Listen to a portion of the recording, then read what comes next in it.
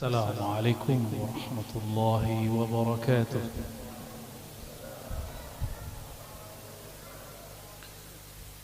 الحمد لله الذي بالعجز عن إدراكه أدرك العبد ربه.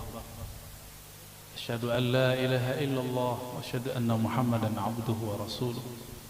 اللهم صل وسلم وبارك على سيدنا محمد. Karena dalam hadis Nabi riwayat Bukhari, Muslim, Abu Daud, Tirmizi, man ra'ani fil manam faqad ra'al haqq. Yang bertemu aku dalam tidurnya, dia benar-benar bertemu akan aku. Man ra'ani fil manam fasayarani yaqza. Orang yang bertemu aku, dia akan bertemu denganku. Yang bertemu aku dalam mimpi akan bertemu aku dalam keadaan jaga. Berdasarkan hadis ini, ahli hadis tugasnya hanya sampai mengatakan hadis ini sahih, selesai. Tapi makna hadis ini yang meneruskan adalah ahli-ahli tasawuf, guru-guru kita, masyayikh kita. Apa kata mereka? Kalau kita mimpi bertemu Rasulullah secara rohani ataupun secara jaga, bagi mereka itu disebut juga hadis. Berani menolak mimpi bertemu Rasul sallallahu alaihi wasallam? Berani? Bahwa jika ahli rohani bertemu dengan rohaniah Rasulullah, kalam-kalam Nabi tetap disebut sabda Rasulullah sallallahu alaihi wasallam. Inilah yang membuat kenapa ahli hadis, ahli tasawuf dulu seling bertengkar sampai sekarang. Untungnya guru-guru kita juga ahli hadis, juga ahli tasawuf. Itu untungnya. Ya, beberapa sanad Sahih Bukhari kita lewat jalur Syekh Muhammad Arsyad Al-Banjari. Ya. Baik. Bermula hakikat mengenal diri itu 3 perkara, kata beliau.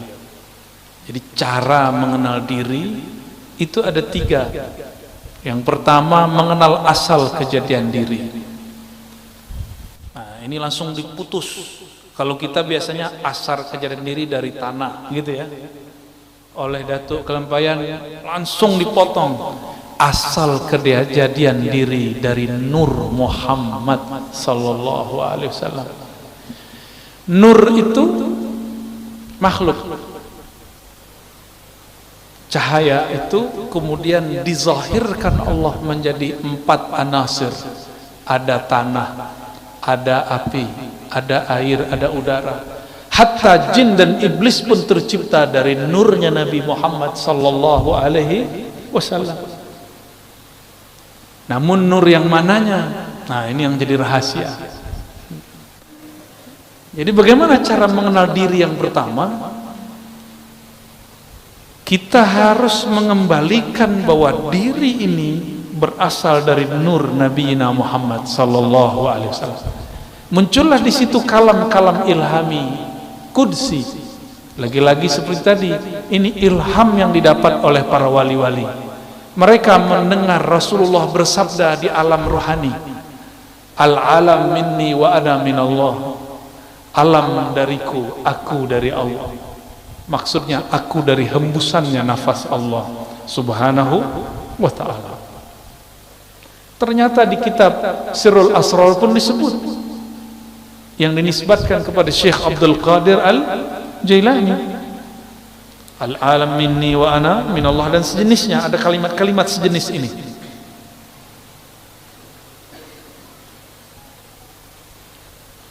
Seperti sabda Nabi sallallahu alaihi wasallam. Kedua, menyatakan dirinya dahulu daripada mati.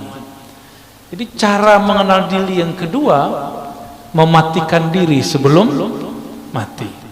Man arafa nafsahu faqad arafa rabbahu, lalu mutu qabla an tamutu. Matikanlah dirimu sebelum engkau mati. Matikan dirimu secara makna, secara sifat. Jadi diri ini tubuh. Tubuh itu Allah tiupkan ke dalamnya ruh. Ruh itu membawa yang disebut sifat. Bernamalah sifat itu sifat ma'ani pada Allah, ma'nawiyah pada kita.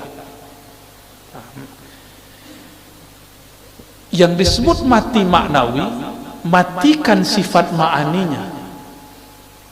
Gitu. Sifat ma'ani ada berapa? 7. Coba disebutkan apa aja? Kudrat, iradat, ilmun, hayat, sama, basar. Ya. Ma'ani milik Allah, tidak mungkin dimatikan. Maka yang dimatikan hanyalah sifat maknawiyah. Kaunuhu sami'an, kaunuhu muridan. Saya punya sama pemberian Allah.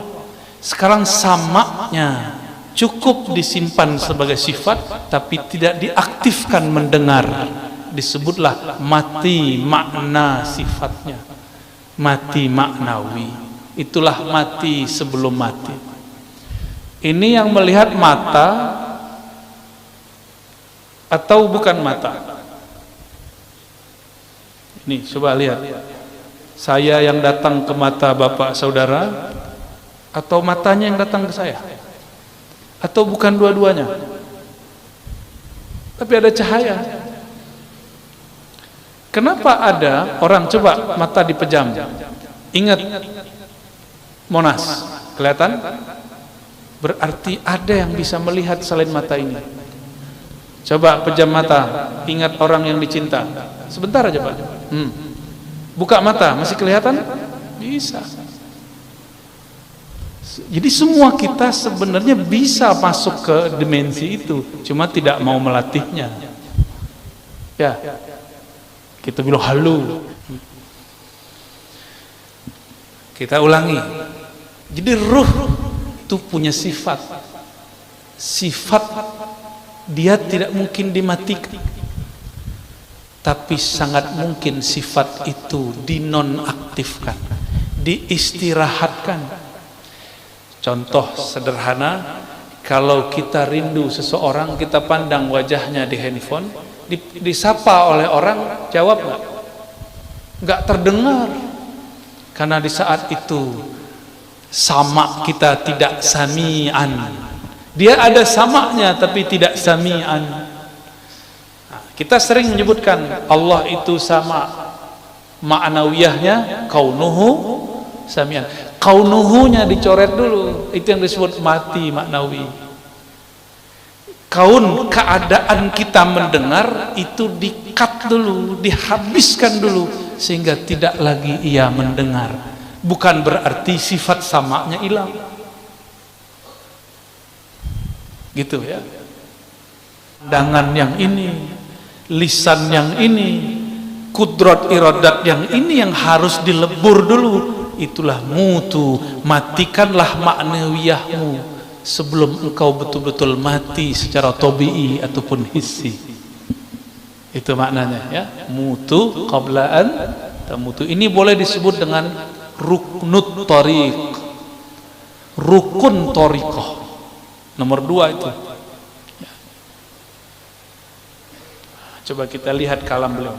Bermula setengah daripada mematikan diri itu seperti dikatakan dengan lidahnya dan diiktikadkan di dalam hati.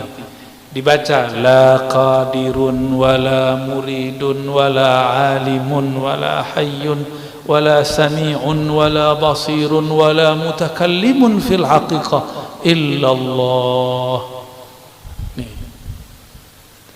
Bagaimana cara mematikan? Lisan berkata la qadirun, tidak ada yang berkudrat, yang berkuasa. Wala alimun, tiadalah, wala muridun, tiadalah yang berkehendak, beriradah. Tiadalah yang alim, tiadalah yang punya hayat, tiadalah yang mendengar, tiadalah yang memandang, tiadalah yang berkalam pada hakikatnya kecuali Allah. Itu. Ini udah usul langsung nih. Langsung usul ini. Ini usul level 3. Ini usul pertama, kesadaran Nur Muhammad. Ya. Kesadaran Nur Muhammad. Kemudian usul yang berikut adalah mematikan sifat maknawi. Selama saya masih mengatakan sayalah yang berkuasa, maka kuasa saya terbatas. Selama saya masih mengatakan ini iradahku, iradahnya belum bisa berkekuatan kun fayakun. Selama ilmunya masih ilmuku, gelarku, doktorku, syekhku, gelar ijazahku, selama masih itu, maka ilmunya akan terbatas dengan otaknya yang sempit. Ashabul Kahfi selesai di bidang ini, maka dia mengatakan hayat kami di tangan Allah, hayati hayatuna hayatullah fil haqiqah. Maka dengan itu Ashabul Kahfi 309 tahun pun masih Allah hidupkan. Maka mereka itu aulia kekasih Allah yang karam fana dalam sifat hayatnya Allah subhanahu wa ta'ala. Coba ada orang tidak mati, kenapa Ashabul Kahfi 309 tahun tidak mati? Karena hayat itu milik Allah. Kalau Allah belum ambil, ya nggak mati. Tapi kalau sami'nya sudah dimatikan, maka Allah lah yang mendengar. Allah memperdengarkan kepada kita. Inilah yang disebut kasyaf sam'iyah, kasyaf secara sama. Disinilah banyak para wali mendengarkan kalimah-kalimah. Inilah yang terjadi pada orang yang bermimpi mengatakan, aku mendengar Rasulullah bersabda, man arafa nafsahu faqad arafa rabbahu.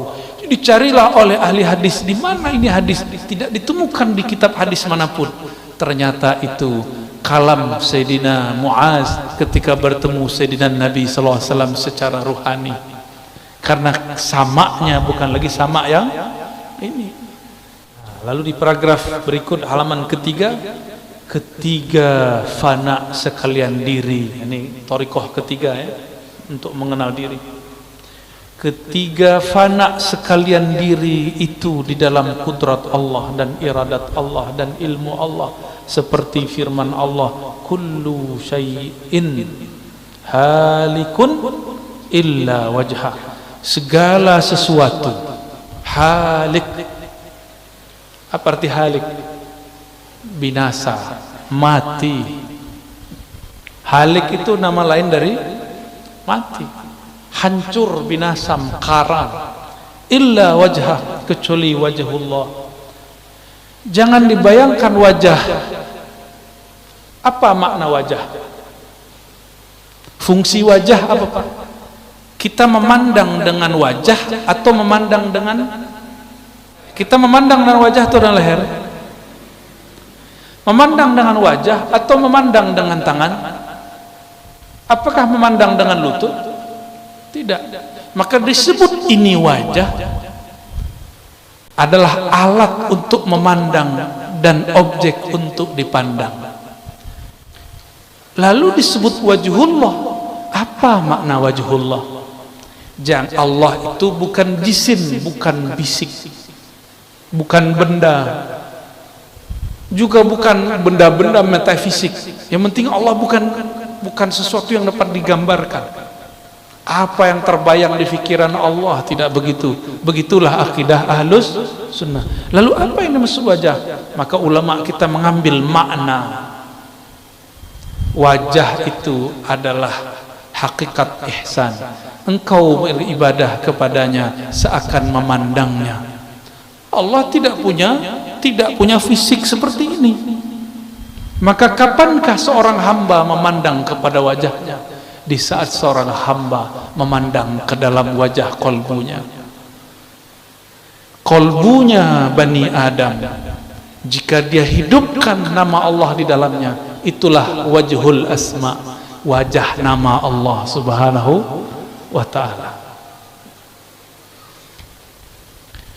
Maka nanti di saat semua kolbu mati, hanya kolbu yang di dalam kolbunya terpancar wajah nama Allah yang tidak binasa.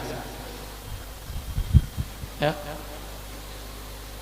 Tiap-tiap sesuatu binasa melainkan zat Allah. Nah, beliau mengartikan wajah di situ zat Allah. Namun saya mengurai bahwa wajah di situ bisa diartikan nama, bisa diartikan fi'il af'al, bisa diartikan sifat, dapat diartikan zat. Adakah nama tanpa zat? Nama beliau ini ada karena memang ada zatnya. Kita sebut guru yang alim. Alim itu sifat. Karena ada gurunya, maka ada alimnya. Coba bayangkan alim tanpa ada orangnya. Bisa? Kan putih dari baju. Bisa? Tak bisa. Maka maksud Datuk Kelampaian mengartikan zatullah itu tercakup pada nama, sifat, af'al dan zatnya. Gitu ya. Dan lagi firman-Nya, innani anallahu la ilaha illa ana fa'budni wa aqimis salata li dzikri. Ini surat Thaha.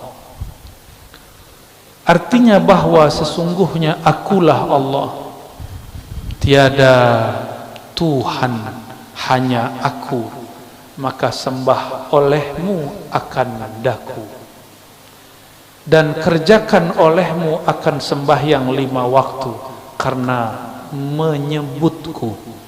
Ini terjemahan beliau. Lalu beliau mengatakan, syahdan wajib kita mengikut amr Nabi sallallahu alaihi wasallam. Amarnya ini artinya perintah. Dan menjauhi segala larangannya supaya mudah-mudahan termasuk kandung Abdullah, yakni hamba Allah Ta'ala yang kamil pada kehambaannya. Setelah itu hendaklah kita kerjakan musyahadah keesaan zatnya dan muraqabah dan muhadarah. Nah, ada 3 di situ ya. Ini yang unik, ini yang berbeda daripada Datuk Kelampaian dengan beberapa ulama-ulama yang lain. Beliau menambahkan namanya muhadarah. Pertama musyahadah ya. Itu paling tinggi. Bawahnya turun muraqabah. Turun lagi muhadarah. Di kitab-kitab yang lain cuma 2, musyahadah, muraqabah. Hanya beberapa kitab yang menyebutkan muhadarah. Dan beliau, manapun kami bersembunyi, kemanapun kami lari, engkau pasti mengetahui aib-aib kami. Maka ya Allah, dengan rahmatmu, fasturna bisitrikal jamil, maka tutupilah kami, hiasilah kami, penuhilah kalbu kami dengan cahaya kasih sayang keindahanmu ya Allah. Allahumma ya Allah, kalbu ini sempurnakan kalbu kami, ampunkan ruhani kami, ampunkan ya Allah yang maha pengampun. Rabbana atina fid dunya hasanah wa fil akhirati hasanah wa qina adzabannar. Wa sallallahu ala nabiyyina Muhammad walhamdulillahi rabbil alamin. Al-Fatihah.